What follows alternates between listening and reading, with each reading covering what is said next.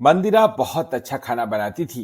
जब भी किसी को जरूरत होती वो उसको बुलाता और उसकी सहायता करने पहुंच जाती। रिश्तेदारी में भी कोई फंक्शन होता, शादी पार्टी, सबकी मदद करने वो पहुंच जाती। सब मंदिरा की तारीफ करते। इस बात से उसकी भाभी निधि बहुत चिढ़ती थी। मंदिरा की उम्र शादी की हो चुकी थी, परंतु उसके पिताजी नहीं थे। घर में माँ और भाई अरविंद और भाभी निधि थे। मंदिरा ज्यादा पढ़ी लिखी नहीं थी, तो माँ जब भी भाई से कहती, अरविंद मंदिरा के लिए घर वर देख, तो निशी बोलती, माँ जी अब वो जमाना नहीं रहा कि लोग घर चलाने के लिए मासी लेकर जाएं। अब तो लोगों को पढ़ी लिखी लड़की चाहिए, जैसे कि मैं और मेरी बहन। अरविंद भी यही कहता, माँ इसके हिसाब का लड़का मिले तो सही। कुछ दिनों बाद मंदिरा की मौसी उनके घर आई। उनका बेटा बैंक में था। उन्हें मंदिरा अपने बेटे हितेश के लिए बहुत पसंद आई, पर निशी चाहती थी कि हितेश की शादी उसकी बहन गरिमा से हो।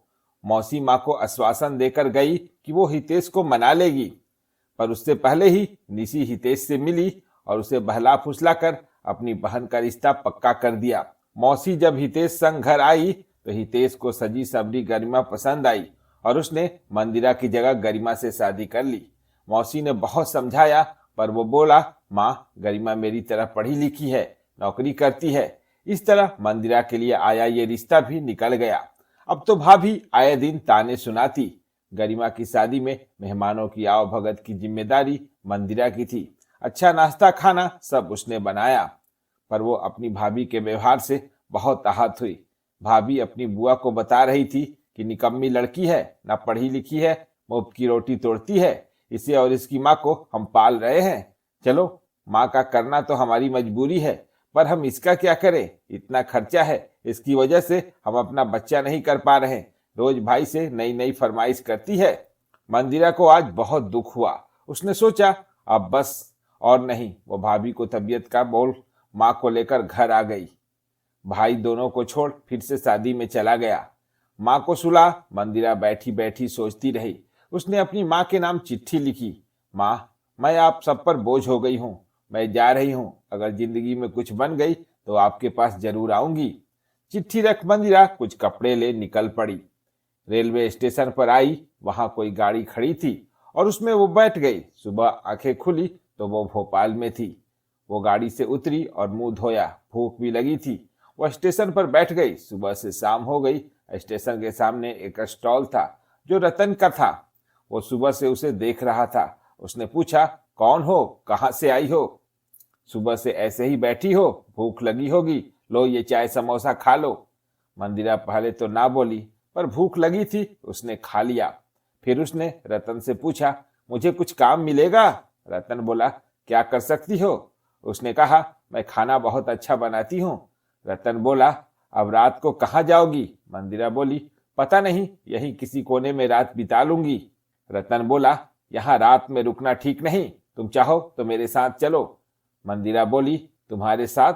रतन बोला, घबराओ मत, मैं तुम्हें अपनी काकी के पास ठहराऊंगा। मेरे घर तो कोई नहीं है। वो दोनों चल पड़े। रात काकी के यहाँ ही मंदिरा सोई। वो भी अकेली थी। पड़ोस में ही रतन का भी कमरा था। रतन तो सुबह सुबह घर से चला गया। पीछे से मंदिरा ने उसका और काकी का कमरा साफ किया और खाना बनाया। इतना स्वादिष्ट खाना बहुत सालों बाद रतन ने खाया था। उसने कहा, तुम्हारे हाथों में जादू है। कल से तुम काउंटर पर समोसे और ब्रेड पकौड़े बनाना। कुछ दिनों में उनका काम बहुत अच्छा चल निकला। उन्होंने एक दुकान मार्केट में भी ले ली। मंदिरा की मिठाइयाँ और नमकीन जो एक बार खा लेता वो दीवाना हो जाता। धीरे धीरे रेस्टोरेंट और मिठाई की दुकान सभी शहरों में स्थापित हो गई। टीवी पर मंदिरा का इंटरव्यू था, जो घर में माँ भाई भाभी सब देख रहे थे। भाभी को वो दिन याद आ रहा था जब वो घर से गई थी तो भाभी ने उसे बदचलन, आवारा, जाने क्या क्या कहा। एंकर ने पूछा, आप इतनी तरक्की का श्रेय किसे देंगी? मंदिरा बोली, मेरी भाभी को। अगर वो मुझे निकम्मा नकारा बोझ न कहती तो मैं आज स्वावलंबी न होती। अगले दिन घर के बाहर एक बहुत बड़ी गाड़ी खड़ी थी, जिसमें से रतन और मंदिरा उतरे। मंदिरा माँ के गले लग रो पड़ी। बोली, माँ अब चलो यहाँ से, अब आप मेरे साथ ही रहोगी। भाभी बोली, मुझे माफ कर दो। मंदिरा, मैंने तुम्हें बहुत दुख दिया है, मुझे माफ कर दो।